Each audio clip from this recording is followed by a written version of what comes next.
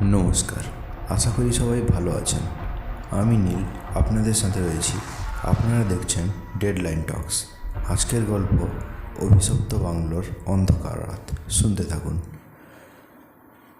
বিকেল নেমে এসেছে, আকাশে মেঘ জমেছে, সূর্য তলিয়ে যাচ্ছে। গ্রামের প্রান্তে দাঁড়িয়ে থাকা পুরনো বাংলোটি যেন এক অদৃশ্য আভায় মুড়ে আছে। আলো অন্ধকারের মাঝামাঝি অবস্থায় বাংলোর ভেতরে কোনো কিছুই দৃশ্যমান নয়। তার নাম এখন কেউই জানে না, তবে তার অস্তিত্বের সঙ্গে জড়িয়ে রয়েছে ভয়ঙ্কর এক অনুভূতি। কালকুট গ্রামটির সম্পর্কে অনেক গল্প প্রচলিত। লোকেরা বলে এখানে রাত্রে এক ভুতুড়ে উপস্থিতি ঘুরে বেড়ায়। রাত যতই গভীর হয় ততই তার উপস্থিতি ঘনীভূত হয়। এ গ্রামে নতুন বছর উদযাপন করতে আসা তরুণ মেধাবী অধ্যাপক জয়ন্ত ভৌমিক এই ব্যাপারে রহস্য উন্মোচনের জন্য প্রস্তুত ছিলেন। জয়ন্ত যখন বাংলোর সামনে এসে দাঁড়ালেন তখন তার মনে কোনো ভয় ছিল না। তিনি কেবলমাত্র আগ্রহী ছিলেন। কিন্তু বাংলোর ভেতরে অন্ধকার, প্রাচীন জানলা এবং ভাঙা ধ্বংসাবশেষ, এগুলোর দিকে তাকিয়ে তিনি কিছুটা শীতল ভাব অনুভব করতে লাগলেন। সাহসী মানুষ হওয়া সত্ত্বেও তার মনে হঠাৎ একটা অস্বস্তির দানা বাঁধল। তিনি দরজা ঠেলে ভেতরে প্রবেশ করলেন। বাংলোর ভেতরের পরিবেশ অত্যন্ত অন্ধকার এবং নিস্তব্ধ। বাতি জ্বালানোর সাথে সাথেই ভাঙা বাড়িটি অদ্ভুত রকমের এক শব্দ করতে লাগলো। আলো বেরোতে লাগলো বাড়িটির মধ্যে থেকে। জয়ন্তের মনে হলো এ আলো যেন কোনো অদৃশ্য শক্তির হাতছানি। একটি পুরনো কাঁথা সারা বাংলা জুড়ে ছড়িয়ে রয়েছে। কিছু জায়গায় কাপড়ের টুকরো ছড়িয়ে আছে। তার মনস্থির হওয়ার আগেই একটি হালকা শীতল বাতাসের ঝাপটা তার মুখে লাগলো।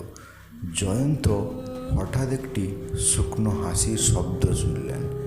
হাসিটি যে কোনো স্থান থেকেই আসছে, কিন্তু কোথা থেকে আসছে তা ধরার জন্য জয়ন্ত দৃষ্টি নিক্ষেপ করলেন। জয়ন্ত হুঙ্কার দিয়ে বললেন, আমি তোমাকে ভয় পাই না। তার কণ্ঠস্বর যেন বাংলোর চারপাশে এক প্রতিধ্বনিত হতে লাগলো। মাথার উপর ফাঁকে একটি শুকনো শীতল বাতাস প্রবাহিত হচ্ছিল। জয়ন্ত হঠাৎ দেখতে পেলেন বাংলোর প্রাচীরের মধ্যে অদ্ভুত কিসব চিহ্ন আঁকা রয়েছে। এগুলি যেন প্রাচীন ভাষায় লেখা, যেগুলি তিনি পড়তেও পারছিলেন না। হঠাৎ করে একটি ঘরের দরজা অমনিই খুলে গেল। জয়ন্ত ভয়ে চমকে উঠলেন, কিন্তু তারপরও সাহস নিয়ে তিনি ঘরের ভেতর প্রবেশ করলেন। ঘরের ভেতরে একটি পুরনো ছবি ঝুলছিল, একজন নারী যার মুখ চিরকাল অন্ধকারে ঢাকা।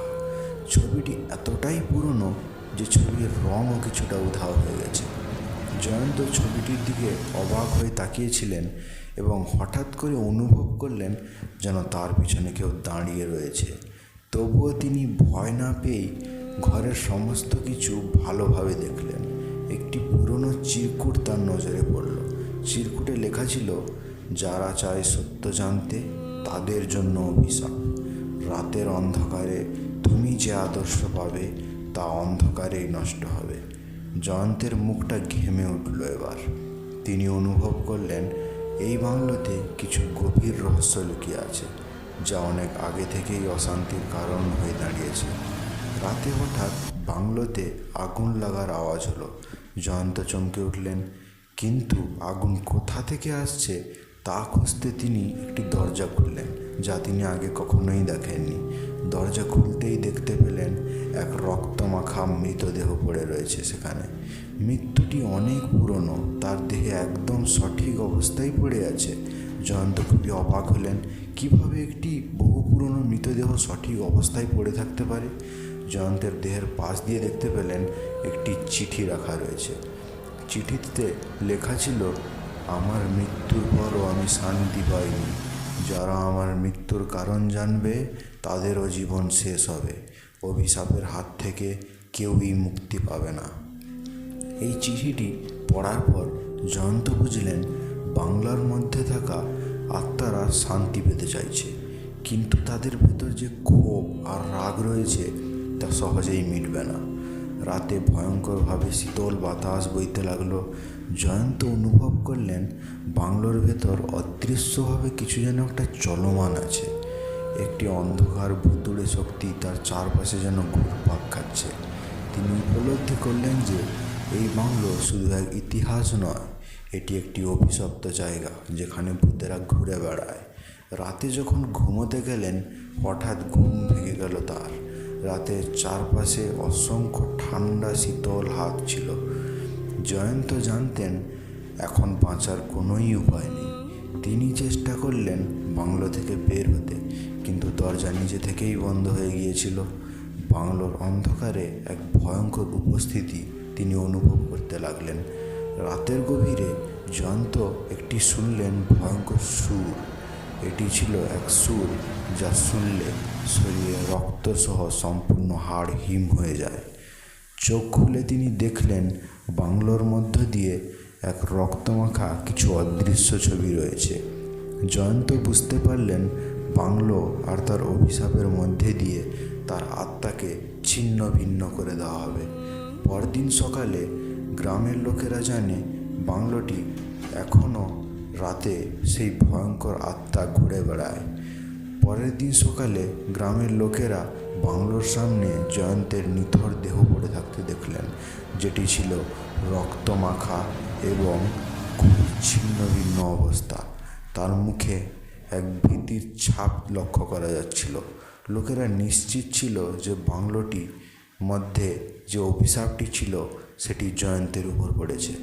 কালকুট গ্রামের লোকেরা জানে বাংলোটি এখনও সেই ভয়ঙ্করই রয়ে গেছে। যারা সত্য জানতে আসে তাদের জন্য বাংলো একটি ভয়াবহ অভিশাপের স্থান। রাত যতই গভীর হয় ততই বাংলোর ভূতেরা তাদের ভয়ঙ্কর উপস্থিতি প্রকাশ করে। এভাবেই বাংলোটি রাতের অন্ধকারে লুকিয়ে থাকা এক ভয়ঙ্কর সন্তার স্মৃতি হয়ে রইল এবং কালকুট গ্রামের মানুষেরা জানে যে এই ঘর শুধু ইতিহাস নয়, এটি একটি অভিশপ্ত স্থান যেখানে রাতের অন্ধকারে এক ভয়াবহ ভূতাবসান ঘটে। আশা করি গল্পটি আপনাদের ভালো লাগলো। যদি গল্পটি ভালো লেগে থাকে তো অবশ্যই চ্যানেলটিকে একটি লাইক, শেয়ার এবং সাবস্ক্রাইব করবেন এমনই আরও নতুন নতুন গল্প পাওয়ার জন্য।